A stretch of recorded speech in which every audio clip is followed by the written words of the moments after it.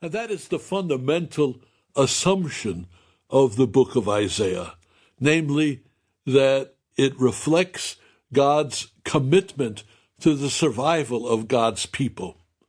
That despite the judgment and the critique and the challenge that the prophet's words make to the people of Jerusalem, the prophet believes that God's commitment to the survival of God's people and the survival of the city remains constant.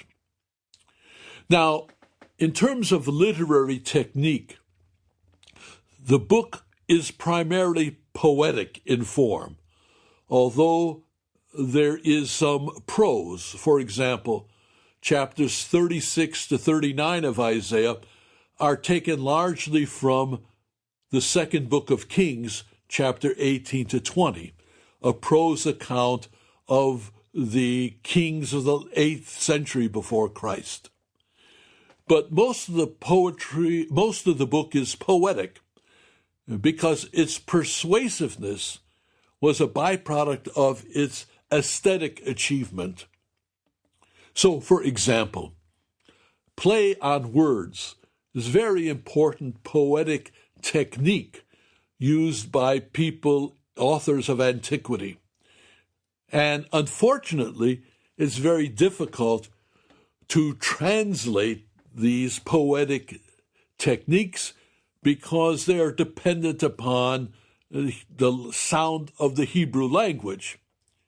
An example is found at the end of chapter 7, verse 9, in which the prophet challenges the king Ahaz to remain firm in his faith in God's deliverance of the city and his dynasty.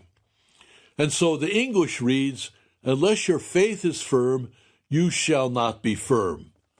It reads better in Hebrew, which reads, "Im lo ta'aminu ki lo ta'amenu." That repetition of sounds and the play on words is very important in terms of the rhetorical technique of Hebrew poetry. And the aesthetic quality of the rhetorical technique and word plays and so on made the content of the prophet's words persuasive. But there is one technique of Hebrew poetry that can be translated, and that's the phenomenon of parallelism. Within the lines of Hebrew poetry, there tends to be a repetition of ideas, where one line will repeat and modify the next line. So, for example, in chapter 1, verse 2, the opening line is, "Hear, O heavens, give ear, O earth." So you have the same idea repeated. "Hear, O heavens, give ear, O earth." So earth and heavens are called upon to hear the word of the Lord.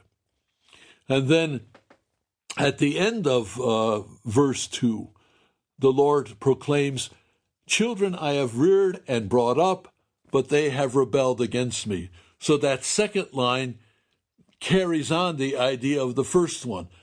Children I have reared and brought up, however, they rebelled against me. So this second line carries on the idea of the first in an opposite way, that instead of responding positively to the care that God has shown Jerusalem and its people, God experienced rebellion.